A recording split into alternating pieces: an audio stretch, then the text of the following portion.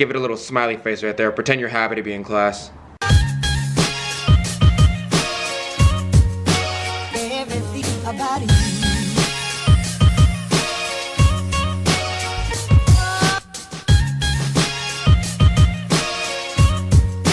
Everything about you.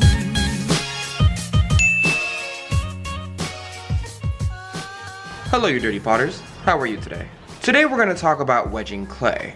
Now, if you're a true beginner, not only do you not know how to wedge your clay, but you most likely don't understand the importance of wedging your clay before you even throw it on the wheel. And today, that's what we're here to talk about. Let's start off with some very basic knowledge. This is a bag of clay. While this is most likely what you're working with, this isn't what most people consider real earth clay. This is ready-made clay, specifically for crafters.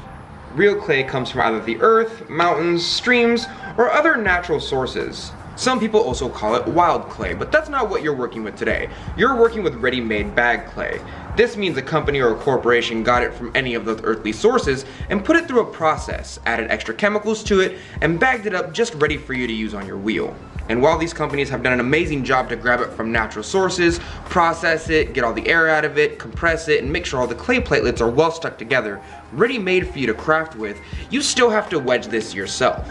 Give it a little smiley face right there. Pretend you're happy to be in class. Before you put this clay on the wheel and start crafting with it, it is best that you wedge it. It familiarizes you with the clay, it gets the clay out of its old memory, and it aligns the clay platelets. There are many benefits to wedging your clay before you put it on the wheel, and to be honest with you, it just makes it an easier process to craft with. And there are two main ways that myself and most potters that I know how to wedge. Come on, come with me.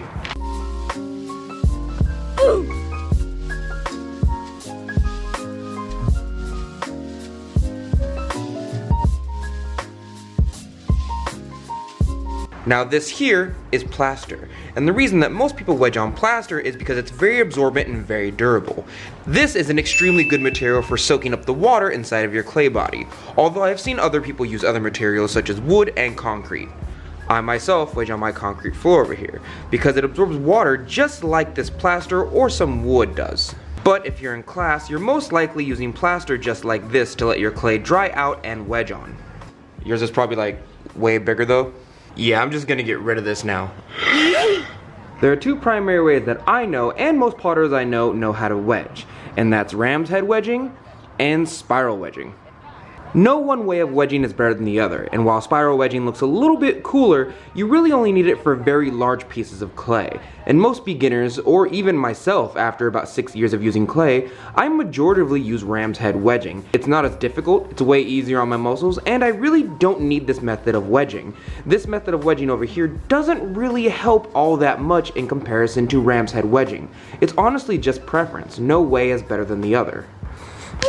Ram's head wedging is called ram's head wedging because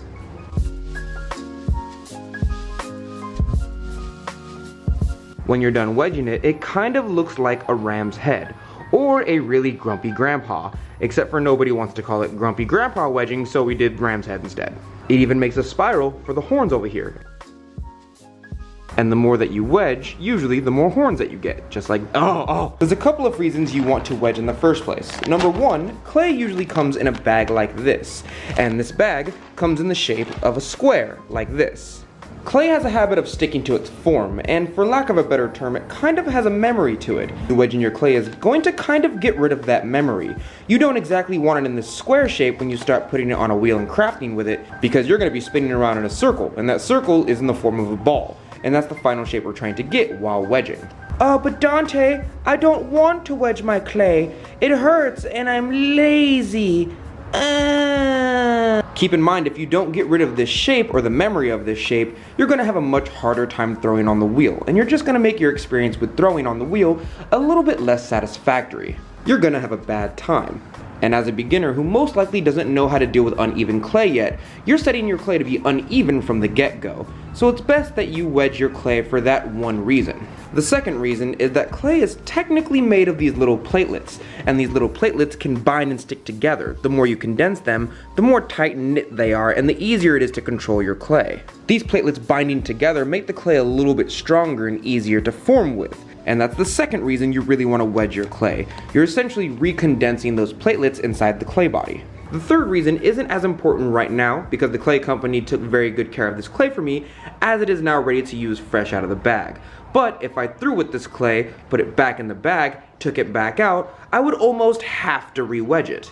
The reason for that is when you threw it, you most likely got a little bit of air bubbles in your clay, because it's not like you condensed your clay and put it back in the bag. You most likely have some air trapped in between the folds of your clay, and re-wedging it compresses that clay so tightly that the air bubbles stuck in the folds or the manifolds of your clay will actually pop right out. Sometimes you can even hear it.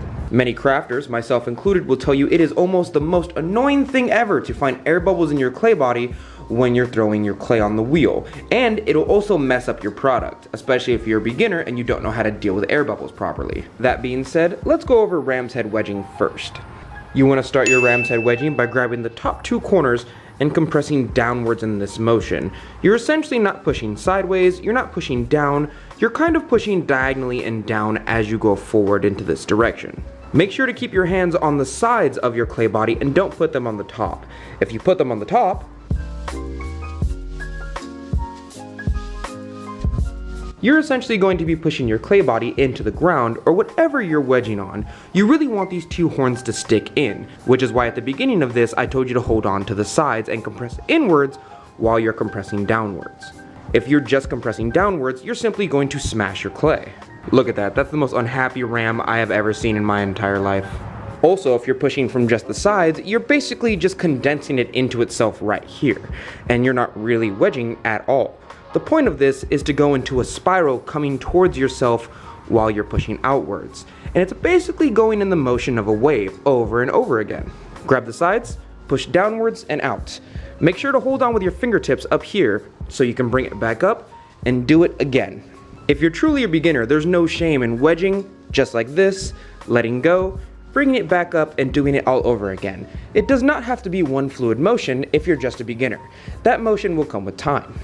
Potter tip. I meet a lot of people who wedge like this, where they only use the strength of their elbows and their arms. And this isn't really beneficial, because the entire point of ram's head wedging, as far as this one section goes, is to really push that clay body down and up into a spiral just like this. If you're having a hard time doing that, or you simply don't have the upper body strength like some of us do, it's always majorly beneficial to not only wedge with your arms like this, but to have your body lean into it like this. Go ahead, grab it by the horns right here, straighten your arms out a little bit like this, bring it back up, and just lean into it. And as long as your hands are on the side right here, your thumbs are on the top, and you're pushing downwards with your entire body, you're good.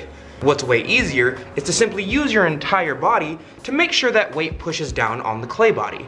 This is much easier and gives you a little bit more rhythm to the cycle as you go along. If you can do all of those steps in one motion, you've essentially ram's head wedged. You grab the top, you hold your hands on the sides, put your thumbs up here, push down and in with your thumbs and your hands. Once you reach the very bottom, pull back up with your fingertips and just keep on doing it again and again.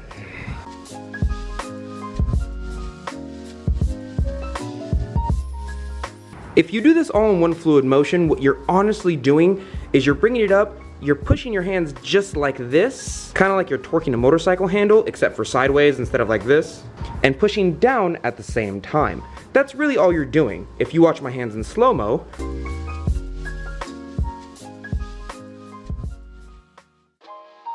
if you will, sitting down to your morning coffee, turning on your home computer to read the day's newspaper. Well, it's not as far-fetched as it may seem. In fact, both local San Francisco papers are... You can see that I'm twisting my hands as I push downwards, all while keeping my hands on the side of my clay body. If you can do those three things at once, you essentially know how to wedge. Potter tip.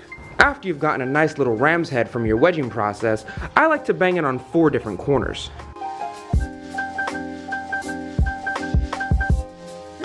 Then I like to just slap the sides in.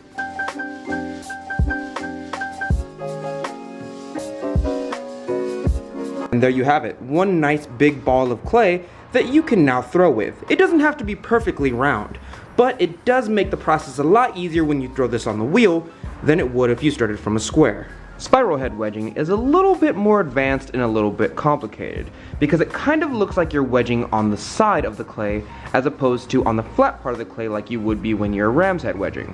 You remember how I told you have to twist and compress when you're ram's head wedging on one side as you push down? Well, you're essentially doing the same exact thing on one side of this clay. The only difference is you're doing it with both of your hands and on one side. The main benefit of this technique is that you're able to wedge a much larger piece of clay, but I'm talking like 15 to 20 pounds. It's not like you really need to spiral wedge for just 5 to 10 pounds of clay. You can easily ram's head wedge that. Perfect, perfect, perfect, perfect. You see, with ram's head wedging, you're having to push all of this clay into a center, and if you're not super strong or you don't have a lot of upper body strength, you're essentially trying to push all of this clay into itself, and you're only going to be able to make a baby ram. This here is about 15 pounds of clay. But if you spiral wedge, Already using the brand new system. you're really just spiraling this part up here and pushing downwards as you crunch this into a nice spiral. And this is where all your clay is really getting wedged. Yes, I know this looks a lot cooler than ram's head wedging, but to be honest with you, this hasn't really helped me that much in my ceramic art career. I've been getting by with ram's head wedging for the good about 5 years of the 6 years that I didn't know how to spiral wedge. And the only time I do spiral wedge is when I have an extremely large piece of clay, something like 15 to 20 pounds, that I simply can't wedge myself. But I've practiced ram's head wedging so long that I can essentially wedge 15 pounds with ram's head anyway. I just want to remind you that both ways of wedging are valid and acceptable. I see too many YouTube videos of people spiral head wedging, and people seem to think that they're only for advanced people. They're really not. Some people like ram's head wedging, and some people like spiral head wedging. But both ways are completely valid and usable. After this, you can do the same thing we did with the ram's head wedging.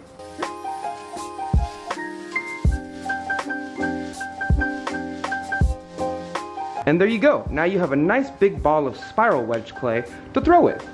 For extra potter points, you can always just tear this apart with your cutting wire right here. Take this piece and see if there's any air pockets inside of your clay. If there are none, then good job. You did a very good job at wedging. Yeah, this episode's just full of smiley faces. Well, thank you, Dirty Potters, for joining me today. I really just wanted to show you guys how I wedge. If there's any additional comments from other potters down below for the benefits of wedging, go ahead and post them down below. I would love to read your comments. And I want to say this one more time. Spiral head wedging versus ram's head wedging, they're both valid ways of wedging. No one way is wrong and no one way is right. I know plenty of top tier potters that spiral, and I know plenty of top tier potters that do ram's head. Both of them are valid ways of wedging. It is not something to argue about. But thank you, Dirty Potters, for joining me today. If you'd like to see any of my artwork, the links are always down below for your beautiful potter eyes to see, and I will see you, Dirty Potters, next week for the centering video.